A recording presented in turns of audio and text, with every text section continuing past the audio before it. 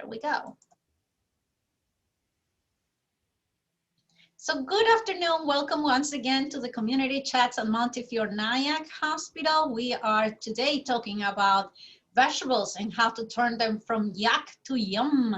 So we're going to see how this goes. I have two amazing speakers with me today, as we usually do, Michelle Kleinman and Denise Roma. So I welcome you. Thank you so much. They're amazing dietitians. And I'm going to just ask you to introduce yourselves. Michelle, if you want to start, just tell us a little bit about you, why you got into nutrition, where you work, all of that. My name is Michelle Kleinman. I am a registered dietitian, certified dietitian nutritionist with the state of New York, a certified lactation counselor, and I work for the Rockland County Department of Health in picturesque Pomona, New York. Why did I get into this? I actually went to culinary school, and a long time ago, in the late 80s, I went to Johnson & Wales. So I have an associate's degree in culinary arts. And then I went to Marymount College. After several years, I wanted to further my degree and understand the reasoning to look at how people react to food, because looking at how we can prevent disease is always good. And then actually I'm in school now for a Master's of Public Health with SUNY Albany.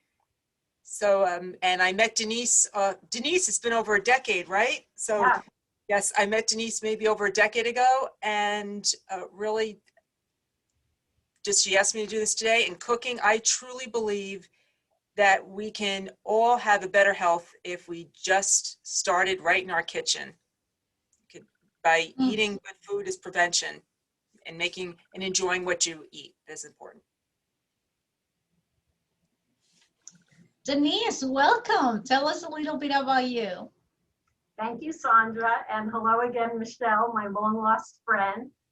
And Sandra, thanks for having us on this community chat. I think this is a wonderful service that you're providing to the community. I think we're really reaching a lot of people, and you've been having some wonderful topics for our community. So I kind of resemble Michelle, not only in appearance, I think, but our background as well. So I am also a registered dietitian, nutritionist, and certified dietitian nutritionist with New York State.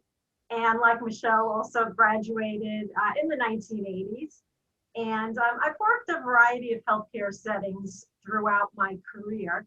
In 2005, I became a certified diabetes care and education specialist.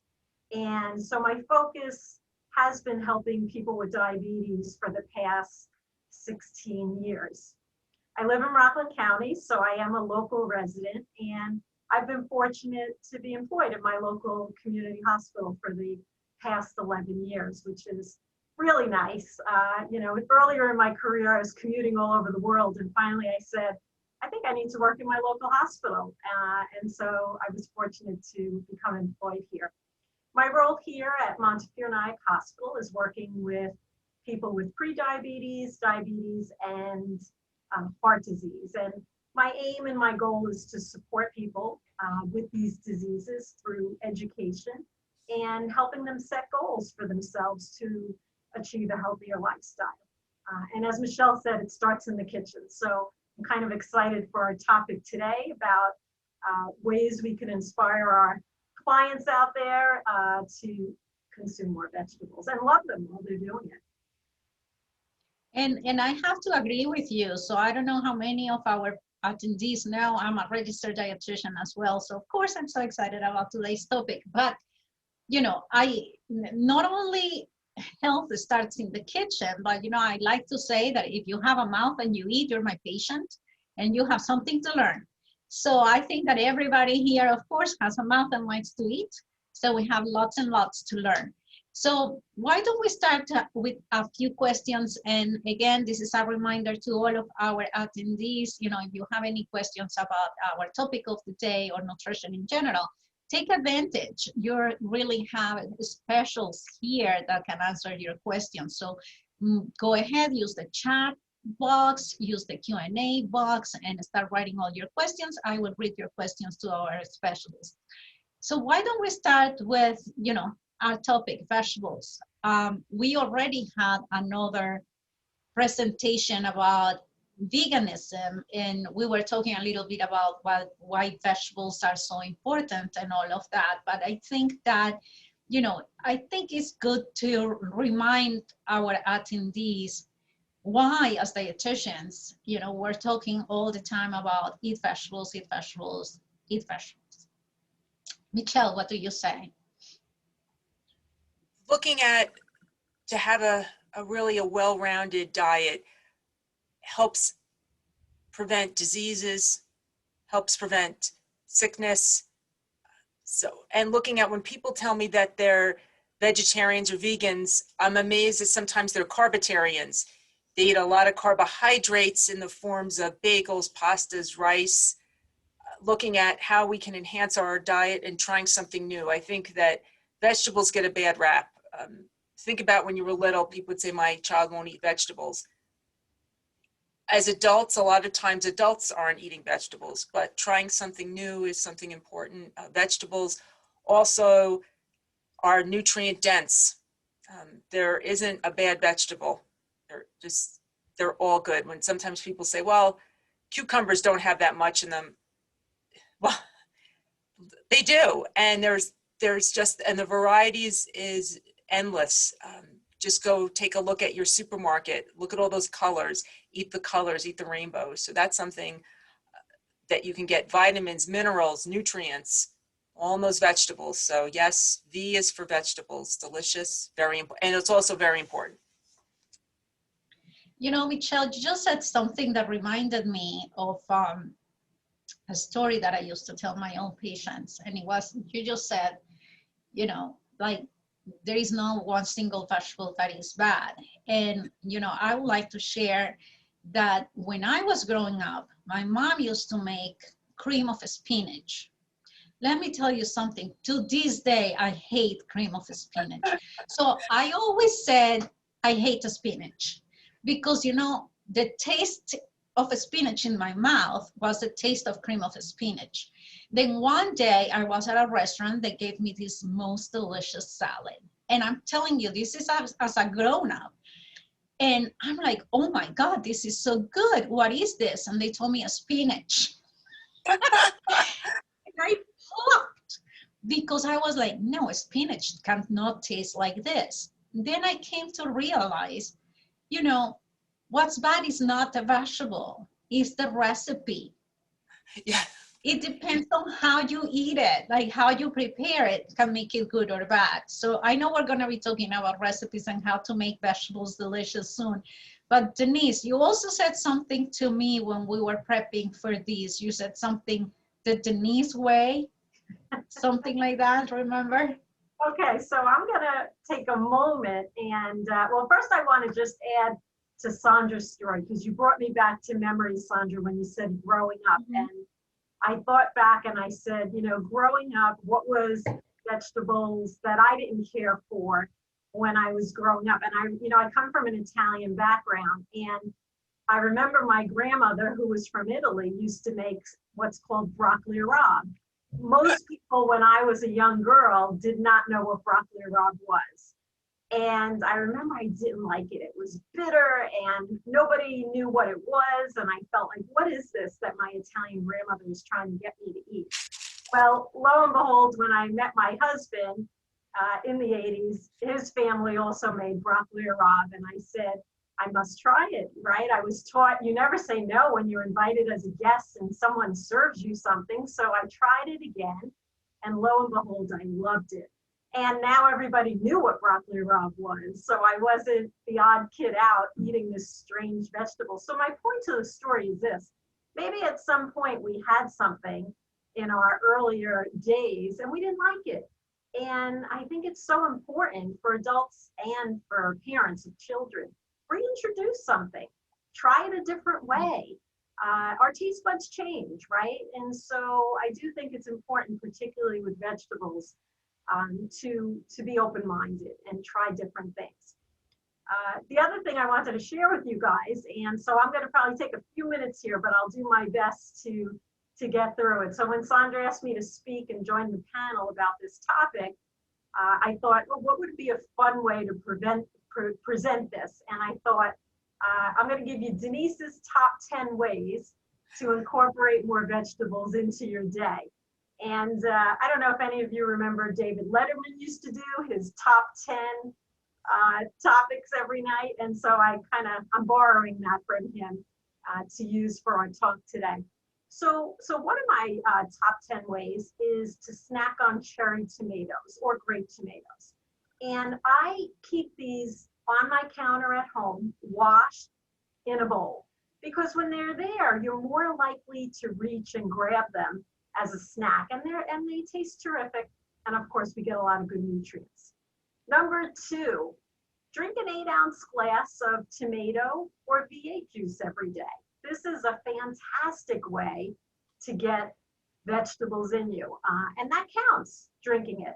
I probably would choose the reduced sodium version. You know, some of the regular ones are a little high in salt, but they are super low in calories. And again, I leave this in my refrigerator at home, and it's another easy way to get them in. Number 3, add frozen veggies like chopped kale or spinach to your smoothies. You will not taste it in your smoothie, and you keep these in your freezer. And those of you who like to make a variety of smoothies, take like a half to 1 cup and put it in your smoothie. Experiment. You know, it may change the color, so you have to get past that. You know, it may make it a little green, but the taste will be neutral. Your smoothie will really taste like all the other things that you're putting in there. Number 4. And Denise, oh, go ahead. Denise, before you continue to number 4, I have to add on the smoothies, because like I remember, you know, we used to make spinach, banana, you know, like what you said about the colors. If you choose all greens, you know, I like to make spinach, banana, green apples, green grapes, and it's delicious. And you get this nice, like minty green, like a baby type of green that everybody likes. When they see that green, they're like, oh, this looks so cute, you know, so they like to drink that. And it's what you say, you don't feel the spinach. And then, you know, but if you mix like strawberries, spinach, strawberries, and kale, then you get more of a brownish color. Or if you mix blueberries, spinach, then it's more, a little bit more reddish. So it's, again, you can try like different things. Carrots and spinach will give you like some type of brown. So you can experiment with different foods when you mix them and when you blend them, and you see like how the rainbow changes actually. Number 4. Number 4. Good tip. Thanks for sharing that, Sandra. Yeah, so experiment with those smoothies. Number 4, add mushrooms to your tomato sauce, right? Lots of us like tomato sauce, whether it's for pizza or a pasta. And mushrooms, you know, we know they have so many benefits, all sorts of mushrooms. And it's a nice addition. So try that, add it to your tomato sauce. Number 5, salad and protein make a great summer meal, right? And so you can pack your salads with lots of colorful greens. You can add some baby carrots to it, grape tomatoes. To Michelle's point, throw some cucumbers in there. You know, the key is to add the things you like, right? If there are certain things that you really just don't care for, focus on the ones you do like and make those part of your summer salad. Number 6, once a week, roast your favorite veggies on a sheet pan with some olive oil, a little bit of salt and pepper. And then what I do is I put that in a Tupperware in my refrigerator. And during the week, when you're busy and you're working, you just grab that out of the refrigerator and you just have to warm them or eat them at room temperature. But it's a really super way to have vegetables available and easy for you. Number 7, add vegetables to your omelet or make a crustless quiche. You know, veggies like broccoli, peppers, onions, tomatoes, all of these work super well. And you get a nice meal by having one of those omelets or a quiche. This is something I do all the time as well. Have a mid-afternoon veggie snack. This will help keep you full until dinner time. I think we all get that lull sort of in the afternoon where we need a little pick-me-up. And why not pick me up with vegetables so that you can up your intake? Keep them clean in the refrigerator, whether you like peppers or cauliflower or broccoli flores, carrots, celery sticks, cucumbers, snap peas, radishes. These are all fantastic. And you could eat them in the afternoon by themselves, or make it a little fun. Have a little salsa to dip them in, or some low-fat salad dressing. Greek yogurt works well for dipping your veggies. Or my favorite is hummus, right? So this can make for a really nice afternoon snack. Add veggies, and I like to use frozen because it's easy, to your soups, right? You can throw in some cauliflower rice or some kale, peas. So again, keeping those frozen veggies in your freezer, I think is really gonna make for a nice and easy way to add them in. And number 10, last but certainly not least, have a pizza night.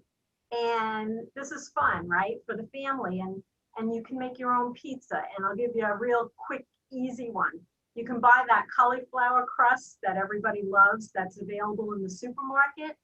You can put some tomato sauce on it, some part skim mozzarella cheese, and then top it with your favorite veggies, right? Whether it's broccoli or spinach or mushrooms or zucchini. And so that's my top 10.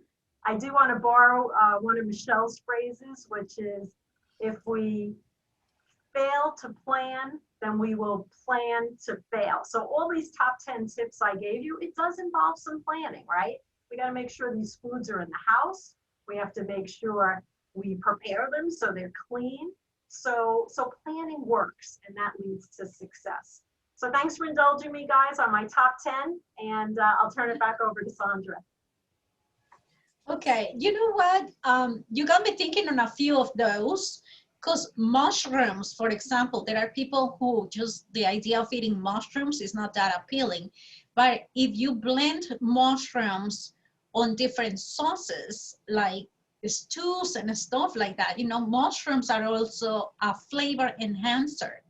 So it just enhances the flavor of everything else that is there. And, you know, if it's blended, you don't really feel it, but you're eating them. And as you say, they have a lot of benefits. So I was thinking about that. And here is another tip for our attendees. I don't know, like I like my vegetables crunchy, especially if they are raw. Like crunchy celery, I don't like when it's saggy, or broccoli, I don't like when it's saggy. So if you leave your vegetables in water with ice for a few minutes, they will get crispy again. And, you know, I know that some of our attendees, they are mothers, and kids like crispy. So if the carrots are also like losing that crispiness, you know, if you put them in water with ice for a few minutes, they will recover all that crispy feeling. And you know, they're gonna be more likely, like little kids, they're gonna be more likely to eat them. So, you know, just little tricks, I think they are important so that, you know, you learn how to eat vegetables. Radishes is a very good snack as well, I think, you know, and they're crunchy, they're delicious, full of flavor, full of color. So usually we don't give radishes to children, but they are good for children as well. Michelle, looks like you want to add something. Oh, no. I'm laughing at you too, because I can't believe how many similarities that the three of us had. Just broccoli rabe. I have radishes today for a snack. Sandra, I'm not making that up. I am not. I have it for a snack. And Denise, my sister and I used to call broccoli rabe blah blah, because I hope my father's not listening. He used to boil it and he used to smell, and we would call it blah blah. Until I had rapini made, that's another word, that's what Canadians call it, the rapini. And my aunt made it, and I thought, this is delicious. So I'm like, and I had tomato juice the other day. So I'm laughing at the similarities between among the three of us. It's just, I guess all dietitians we like. And I have to tell you, tomato juice is a big no-no for me because you know what? You're entitled not to like everything. So tomato juice is a no-no for me. Fresh or V8, whatever it is, but give me carrot juice. That is my favorite. Like, oh my God, I could live on carrot juice with orange juice. That's my favorite. So, Michelle, I know that you want to do like a little bit of a show and tell. You Oh, have your tricks too. oh, yeah. Well, are you two, please chime in. And I am trying to keep an eye on the questions. So I see someone in the audience doesn't like Brussels sprouts. I should, or needs a recipe for Brussels sprouts. So I'll talk about that too. Yeah, Alana and I need that because I have not been able to prepare good Brussels sprouts. I go to restaurants and I love them, but when I make them at home, I hate them. So if you guys have a good recipe for Brussels sprouts, please share. Okay. So I'll chime in first because I know Michelle's setting up over there. And I have to tell you, same situation. Growing up, Brussels sprouts I thought were awful. They smelled terrible when they were being cooked in the house. But again, as you said, Sandra, how they were prepared is probably why I didn't like them growing up. I think they were boiled and they had a terrible smell and a terrible flavor. Well, as an adult, I love Brussels sprouts, and I'm not kidding. And my recipes tend to be simple and to the point, and many of them you'll hear with vegetables are very, very easy. And I do the same thing with Brussels sprouts. Wash them, make sure they're super dry, peel off the outer leaves that are, a little bit funky, cut the stem off and cut it in half. Then take them and throw them in a bowl and do a nice toss with extra virgin olive oil. I like to use crushed red pepper for a little bite, and I'll add a little salt to that. And sometimes I do garlic, sometimes not, depending. Toss it real well on a sheet pan, 400 degrees in the oven. And how long to cook it depends on your preference. If you like them a little chewy, you may want to cook them less. And if you like them where they get a little bit of a crispiness to them, you may want to go say 20, 25 minutes. But keep checking them till you find that perfect thing. And I will tell you, they taste fantastic. So let's see. Now, Denise, are you talking about fresh or frozen? Does that make a difference? I've tried the frozen ones, not really the fresh ones. Yeah, so in that recipe that I'm giving you guys, particularly for Brussels sprouts, I use fresh. I use frozen vegetables for a lot of things, but in this particular case, I find that the fresh really cook well in this sheet pan recipe that I'm giving you. And you could do a nice big batch, same tip, put them in the Tupperware in the refrigerator, and now you've got them available for the week. And if you look in our chat box, Magda, she's sharing her own recipe too. She says to put them on a baking sheet, spray avocado oil, salt, because I love avocado oil, sprinkle sea salt, and bake for 15 minutes at 400. I'm gonna try that too because I love avocado. So thank you, Magda. I'll try it. Oh, Magda, answer in the chat box, fresh or frozen? Brussels sprouts, please. Fresh. Okay, thank you. I like this. Okay, I'm gonna purchase some tonight and I'm gonna try them. I'm gonna try them both ways. I sprinkle half with avocado and I sprinkle half with olive oil. We'll see how it goes. Perfect. You know, something else is like when we talk about adults, I think that we need to make a difference between taste buds for adults and for children. Like a lot of moms struggle with having their children eat vegetables, and you have to think of like many more creative ways of serving vegetables to children, because the taste buds of children really are not fit for a lot of vegetables. So do you have any tips for moms so that they can, you know, increase the vegetable intake of their children? So I'm going to let Michelle take that one because Michelle, I know you have two boys, and so enlighten us on how you've gotten your boys, because I know your boys probably eat vegetables. They do, and then I have one who left the cherry tomatoes in last night in his pasta dish that I made a pasta dish with the cherry tomatoes, and he left them there. So I don't get upset because it's okay not to like something. And I tell my sons that, and I tell adults that. I say, try something new, but you don't have to like it, because everyone says, try it, you'll like it, but it's okay if you don't. That's okay. I don't like papaya. I don't know why, Sandra. I just don't like it. And that's okay. Brussels sprouts. But for children, I think it's important also to ask them how they'd like to have them. Kids do like to dip honey mustard. All of a sudden, I have teenagers and they never liked mustard. Now, all of a sudden, they love mustard. So they do like the honey mustard. They'll put a little bit of honey mustard on there. They do like ranch. They make their own ranch dressing. They got actually at the Harvester Farmers Market, they got a ranch mix. They like that.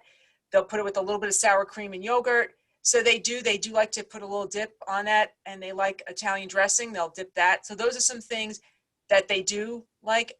It's broccoli is pretty easy now. That's an easy sell. And peas. Once they look at this also I have teenagers, so they're looking at performance, but little ones, as long as you have it there. And I think another thing is we always eat your vegetables.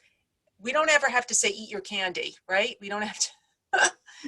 So we don't have to say that. They're doing it. So if you leave it there and you don't make a big deal about it, I think that's another piece is I really feel that we don't have to say eat your dessert, but we always feel like we have to say eat your vegetables. So, but also adding some different things to the vegetables can help do wonders, and letting them experiment. I actually have pure toasted sesame oil I bought, and that gives flavor.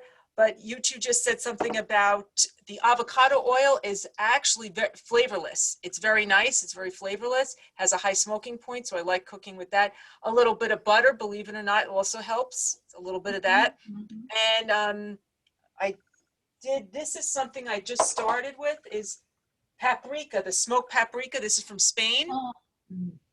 This is the other one I let my kids use because it's only $3. This is the $9 one. This I got actually on 9W. There's a store that sells a lot of paprika from Spain. This one is a smoked sweet, but that adds some flavor. So it depends. And having them just try things. I think that's the safest way that they feel safe, that they don't have to eat it if they don't like it. As long as they tried it, that's important. Letting them try it and be able to say, you know what, I don't like it. It's okay. But you two just said that also earlier. Trying things made different ways does help. So one time if you had the broiled or boiled Brussels sprouts, broiling them, having them roasted, having them with, I like balsamic vinegar. I use a balsamic glaze with cranberries with the Brussels sprouts. I don't always do that for Thanksgiving. I just do that year round, and that they like. I'm surprised. And they're selling them at $9.99 or $6.99 in the store for a pound of that. So already done. So more people like them than just us if they're selling them at certain stores for that price. So trying different. And something else. Yeah, and something else that I remember is, especially when you have little babies, like to start the babies on vegetable baby food before you start the babies on fruit baby food, because then it helps to develop, your taste buds, and like that acceptance of the vegetable flavors. Once you're hooked on the fruits, is what you said, and that's what triggered my thought too. It's like candy. Like you don't have to sell candy. And fruit is like candy. So, you would like to just start on the vegetables so that the babies develop the taste for that. And then later on, you kind of start adding sweets and all of that. But I think that's very important to know how we introduce solid foods to our babies. Avocado is one that's also very easy to eat for a baby. That's one of the first foods you should actually give a child is avocado. And I call that nature's mayonnaise. My son now smashes it and puts it with the lime juice, and he puts that on his sandwiches.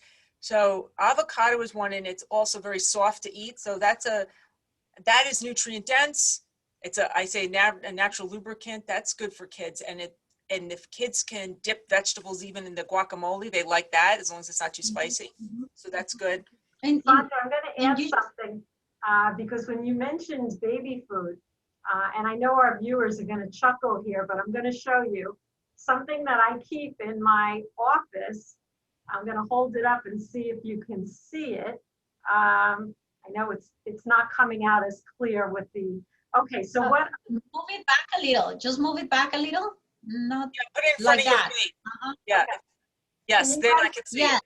Do Yes. you know what it It is? says pear, spinach, and pea.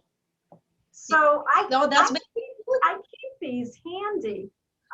They, as you said, they have this one particular one has pear, spinach, and pea, and it's a squeezy. So you open the cap and you can just squeeze this into your mouth. And I'm telling you, the flavor is good.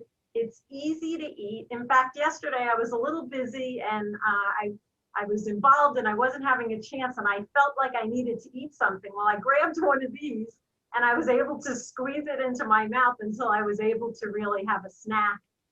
It has 60 calories, 4 grams of dietary fiber. So, you know, again, keep these. I've brought these, believe it or not, out with me even when I've been hiking. You know, look, as you guys have mentioned, no one size fits all. But I think the more we can introduce our viewers to so many different options, hopefully there'll be things that they can relate to and say, okay, I'm going to give that a try. Denise, where can you get that? In the supermarket. And here's what I do, guys. When I look in the section where the baby foods are for the kids and look for them when they're on sale. You know, I find if I can get these for $1 or $1.25, that's usually the sale price.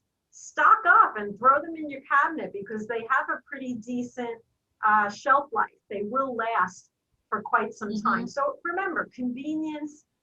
The flavor is there. You might have to try different ones. Some are orange and they have pumpkin in them. Some have this greenish color because they have spinach and kale. They always mix them with a fruit as well. So the taste is incredibly pleasing. I don't get the plain veggie ones without fruit, by the way. I tend to get the ones that have a fruit added because it's very easy taste-wise.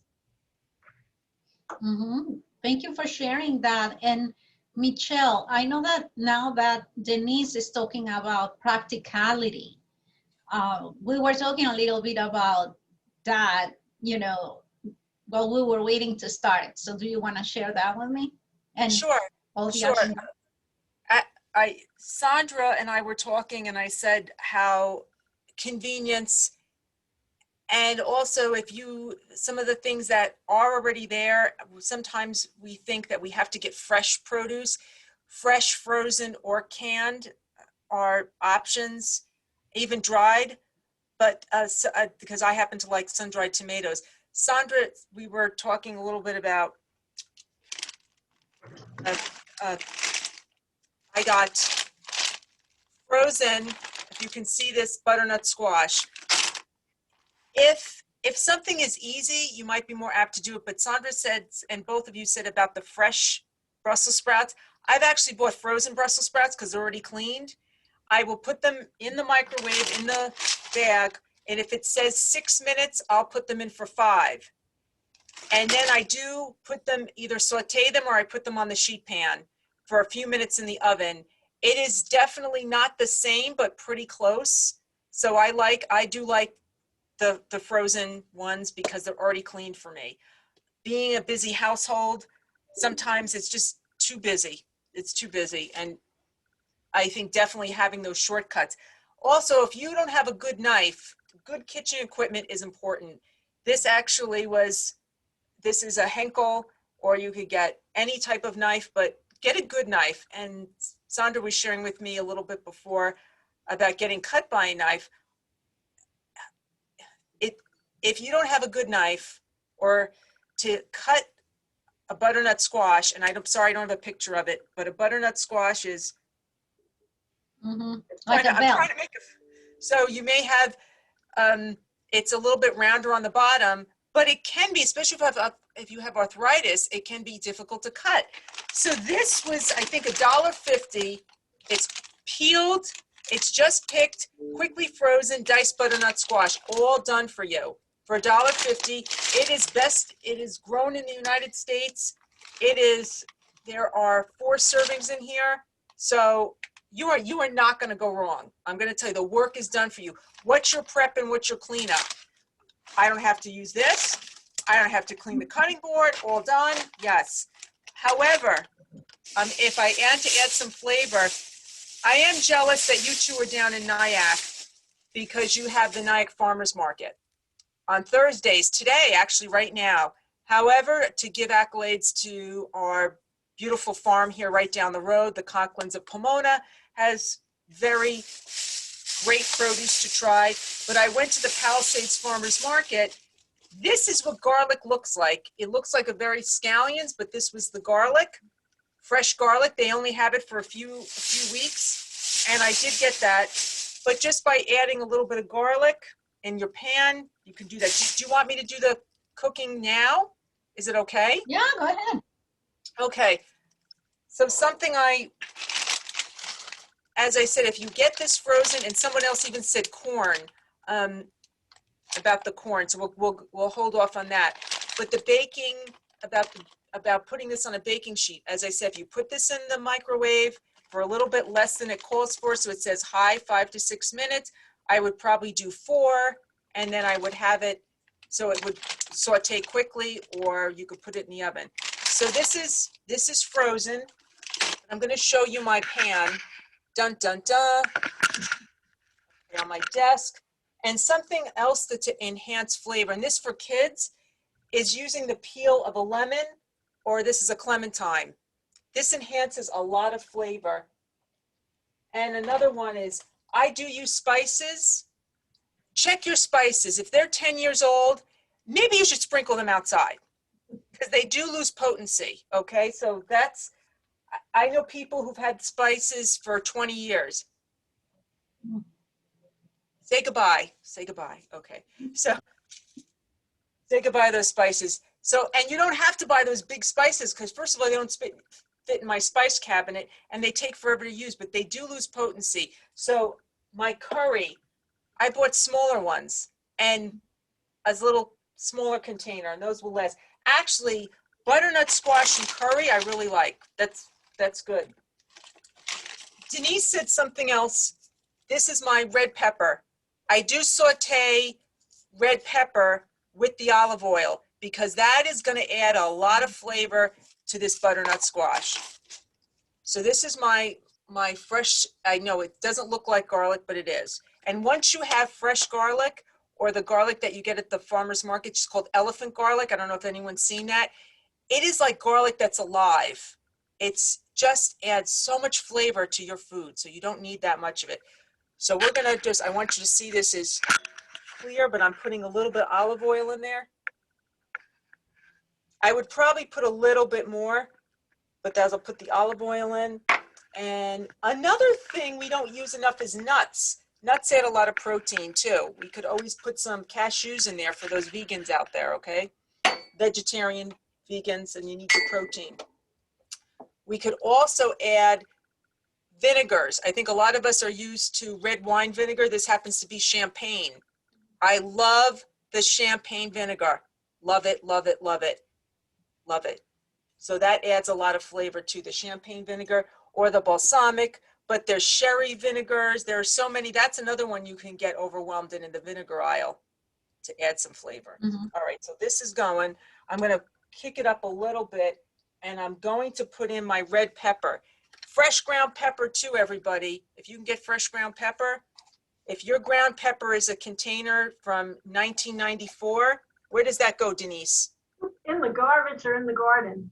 Let's put it in the garden. Let's not, yeah, let's put it in the garden. Put it in the I garden. will put it in the garden to try to scare the deer away. Very good, Sandra. We like that in Rockland County. We have a lot of deer here, right? I don't like those groundhogs. I don't like to use the hate word, so I'm going to put strongly dislike, okay? Because they went after my peppers last year. I'm not a fan. They say they're good for your garden, not in my garden. No, thank you.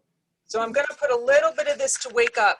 A tiny bit. I think I was a little heavy-handed, but I happen to like that. Another thing what you can do, cauliflower was another one I didn't like growing up. I think that used to stink up the whole kitchen. I knew when my mother was making that. Oh my. So now I love it because I roast it. And at the end, like Denise said, get yourselves a good roasting pan. I brought one. Get yourself, it can't be flimsy. This is one, this was about $25 and you can get it at a restaurant store, but using this, put it in, when you preheat the oven, put it in there so it gets hot, okay? And then I'll let that preheat. When it's ready to go, I'll put the olive oil, as you two said, or avocado oil, and then you could cut up your, I'm getting this warm. Oh, I wish everybody could smell this. This smells amazing. I can't imagine how it smells because I love the roasting of the pepper. And you put that cauliflower in there, and then after it, I do shake that pan a little bit. I'll do it in 20 minutes. And then I end it with a little bit of Parmesan cheese on the top. That is really good. That is, I love that. But I used to have the boiled one. That's another. So this is, and I'm going to put a little bit of this garlic in. So start off with something good, I say, is having to have, you need to have some good equipment. So that helps you a lot. So I'm popping that in there, and you could see. And that's your garlic, right? I don't know if you can hear it. Yes. We can hear it. You can hear it. If my coworkers start knocking the door, I'm just going to tell them to stay away, okay? They have to have their masks on when they come in. So I want to make sure like that is something, is to have a good sheet pan, a good knife. And then if we want to wake this up, we can add lemon zest. Does everybody have a rasp or a zester? You can get this for $16, $17 at Bed Bath & Beyond. If you have the coupon, you know what to do. So, but that adds another lot of flavor. And you could put, I said, the clementine. And recently you do hear about the essence of lemons, the essence of clementine, the essence of the peels have a lot of other healthier properties. So that's nice. You have a question? Anybody have a question? No? Okay. Not yet, besides the corn that we're holding on, but All right. so far so good. I am going to toss this in. So this has, and if I want to, I said, if I want to give it an Asian flair, I put a little bit of this sesame oil in. So this, I think it was $4. This was at Wegmans, but you can get this a lot of places. Any of the supermarkets have this. This adds so much flavor. So I'm gonna pop this in. And Michelle, the sesame oil, you only need a little bit, right? Because it adds so much flavor. A little bit. And that's a way that you could get a little that Asian flavor in there. Okay, so I could put that in too, and if I put some sesame seeds, that would taste amazing. So I'm gonna pop that. I want you to see this. Can you hear this? Yeah. I don't know if you can hear it. So I'm gonna just, and look at that. Did I get my nails messed up? Did it hurt me? Did I have to? I have no pain in my, I want to say my wrist, because sometimes I said that when you're doing the butternut squash, it can almost seem daunting if you can't, or acorn squash. So having this option, and it's 40 calories, this whole bag is 160 calories. It has, and the fiber, it has potassium. This could be a side dish. Now, if I want to add a little bit of cashews, I have some cashews here. I can put in pumpkin seeds, pepitas would be another one for protein, all right? That's gonna give me, I happen to like cashews, so we're gonna put, and I have some pumpkin seeds too, but I'm gonna put some cashews. The cashews, so I want you to see this. I mean, really, this will take about 6 minutes. Can I do them savory? This is the savory. Can I do them sweet? If I sprinkle a little bit of that cinnamon on there, that would be excellent. And I could finish it off with a little bit of butter or honey. Outstanding. And that's actually, Sandra, what you were just talking about kids. Most children like cinnamon. That's a familiar flavor. They like the cinnamon. So if I'm going to put a little bit of cinnamon, I could do carrots that way. I could do butternut squash that way. I could do acorn squash and a little bit of maybe brown sugar, a tiny bit. It's delicious. So those are some of the things you can do to enhance those flavors for children and those vegetables. So otherwise, you can always steam them, and you don't have to do this fancy way, but I did a little bit of cinnamon and a little bit of honey. Delish. I mean, and Denise also talked about the applesauce, pear sauce, applesauce, pear sauce. Those are also ways that you could add a lot of flavor to and give that sweetness in there. So these are, oh my gosh, you have to, I'm sorry, ladies, that you can't eat this. I think I'll have to, I think one of my coworkers was on, so I think I'm going to give her some. And I said, I'm going to also, that fresh ground pepper, I'm going to put a little bit of that in. Notice I did not put any salt in, but you can. I think you probably just need a touch. And I'm going to see, oh, this is really delicious. So those are some of that's what I wanted to talk about. But I also am going to put a little. Michelle, can you move your camera so that we can see what you're cooking? Sorry. I need a better setup. So I want you to see that. Do you see? Yeah. Yes. Oh, I just knocked out it stopped. You probably can't. I just knocked out there. Now it's on again. Okay. So this, and then I wanted to show you if I wanted to put a savory, I could put that smoked paprika in.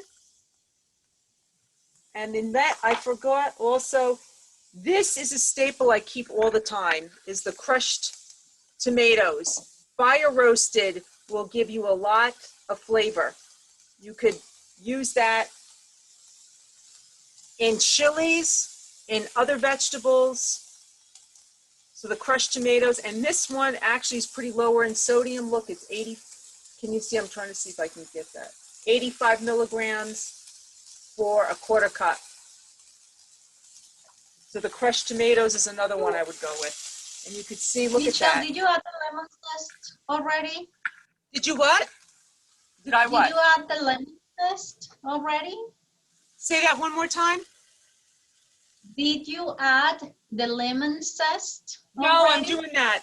I'll do that right now. Okay. So see if you can watch me, because I can't do that and hold this. I need a cameraman. What are you doing later, Denise? Okay, you want to? Okay, look at that. That's perfect. We can see the pan and we can watch you add the zest. Perfect. Okay, see this? Hold on. Let me get a spoon. That's the one thing I forgot, ladies. My professional spoon. So don't look. This is a. Okay, so now we're gonna add. This is a rasp for everybody. Wash your lemons. Wash it first. We're gonna put. It's a good tip, Michelle, because, you know, when we shop for lemons or oranges in the store, think about how many people's hands touch those. Mm-hmm. We all are guilty of squeezing them or picking them up. So when you take that home, you give it a good washing before you do what Michelle's doing. Please do that. And I even asked them that if you go out and you want to drink at a bar, make sure that they wash those lemons. Ask those. So that's, ladies, if you could see how delicious, I'm going to see if I can move it over. And in the meantime, while we're looking at Michelle cooking, so Alana is asking, since we can't digest corn, how nutritious is it for you? What do you think, Denise? What do you want to tell Alana? So, you know, I think corn is one of those foods that we all like for sure, whether it's corn on the cob, whether it's, you know, corn out of the can. And perhaps there's not a great big nutritional value to it, but, you know, it's one of those things I think, especially in the summer, people enjoy it as barbecues. It is, it's more of a carbohydrate type of food, nutritionally. It looks more like a carbohydrate. Um, I kind of would view, if I was having corn on my plate, I would view it as I would want to add some vegetables to that meal as well. So I almost look at corn as the same way we would look at potatoes, or, it's adding a carb source to our meal. So I would not count it, let's say, as one of my vegetable sources, like all the others that we've been speaking about today. But certainly something we can incorporate in our diet. And it works well in a lot of recipes as an addition, right? Whether we add it to our chili, some people like to add it to their soups. So, enjoy it, but don't think of it as giving you all these nutrients from vegetables like we've been talking to you about. And I think that it's actually kind of good that corn can't be digested all the way because we need the dietary fiber in our diet. So, corn is a great source just like any other grain. Yes, it gives you some starch, maybe not as many vitamins as green leafy vegetables, but we do need the fibers. So as Denise said, we can eat some corn, not corn all the way, but there are some foods that we don't need to digest and are still necessary, for gut health and all of that. So I think corn is definitely one of them. Yeah. Michelle, how are we doing with that? 'Cause I'm hungry. Okay. I feel bad for you ladies. It is really delicious. I'm gonna have some now. I'll do that because I wanted you to try that. But that took me about 10 minutes, and really that cashew is gonna add a lot. But I wanted you to see some of the, I don't know if it's gonna come out. Do you see some of the caramelization? I'm trying to see if you could see it. Yes. Let me see. Yes, we can see. There's Yeah. one. I would like to add lime zest instead of the lemon zest because I would like to add like a little green color to it, make it pop up a little bit more. You can definitely add more green. I kept it just with the one, of the green of the garlic, because that garlic is very powerful. But I agree, I could put scallions in here, more scallions. I could put, my favorite is cilantro. I could put it, and then that actually brings me something I forgot. Frozen herbs you can get now in the store. It's Dorot, and they're already chopped for you. They're little ice cubes, and you just pop them out. They're about $3 because cilantro can go, it can get, if you don't use it within 3 or 4 days, as you ladies know, I'm sure you know that, cilantro can get icky almost. It can start to decompose. But basil, it has chopped basil. It's already done. They have ginger, basil, dill. Dill is another one that I use a lot of. Actually, this year I just planted lemon basil. That's another thing I would encourage everyone to consider to freshen up your vegetables. I put in the lemon zest, but Sandra said lime, excellent. But another piece is to try to grow a little container herb garden. And kids like to grow things. Mm-hmm. They will be very happy. So I just did the lemon basil. I got it in Spark Hill last year, and I saved the seeds when it started to seed. So I saved it from last year. I just put in parsley, and I have Greek oregano. So I would encourage all of you to consider having a little herb garden. The kids will love that. And the groundhogs don't eat the herbs. Rosemary was the other one I got. I bought rosemary and parsley, but I said this year it keeps coming back, the oregano, and I got orange mint came back. A friend in Nyack, in South Nyack, gave me an orange mint plant last year, and it is an invasive plant. I'm happy because it comes back it came back, and it's really very good. So those are some of the things that to try a little herb garden, and you're going to have success with that. You will be very happy. So that's another thing to add to your produce, any produce. I did take a picture. because I wanted, especially with Denise, this is from the farmer's market. These were those cherry tomatoes last year. And then the year before that, we made a blueberry peach thyme salad. It was excellent.